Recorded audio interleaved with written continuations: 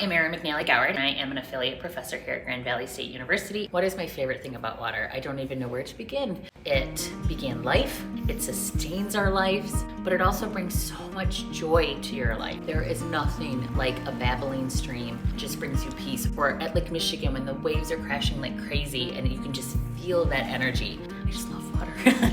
You know, I've always been interested in water. I grew up in Lake Michigan. I think I always knew the value of clean water because I wanted to be able to consume my fish. I really started to assess water quality and I saw how easy it can be for citizens to assess their own water quality. Knowing about water and knowing where your water comes from and knowing how to maintain clean water just became something that I was so interested in and wanted to make sure everybody knew. Stormwater management is number one. People do not understand how much stormwater affects our water quality. All this stuff is running off into our water systems untreated. Now in the city of Grand Rapids, we've separated out our storm sewers, and in Port Huron we have, and Ann Arbor we have, but there are other cities who still need to. And so when it rains, you have wastewater and stormwater going directly into water systems.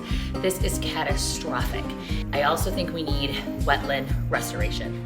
Wetlands are natural stormwater mitigation. We are pumping our groundwater at a rate that's unsustainable, and wetlands help us recharge that, because when we have so much runoff going into our water systems, dirty, hot, fast, it's not recharging our water that we need to drink. Those are my top two: wetland restoration for groundwater, recharge, and stormwater mitigation. I think one thing you could do today is, as springtime approaches, really think about what chemicals you're putting on your lawn and in your flower beds. When you use those and it rains, it washes off into our stormwater systems. You don't have to not use pesticides and chemicals to help manage your lawn, but you need to do it in a very smart and targeted way because they are toxins that affect our water systems. Knowing what happens to your water, I think that's our first step, is getting connected to the water we use every single day. Whatever city you live in, go to their city website. If you pay a water bill and you pay a sewer bill, they send you every year their report with tons of information. You should be trying to understand what all those things mean, and if you don't, there are eager people to help you at those facilities. If you have a personal well, I would start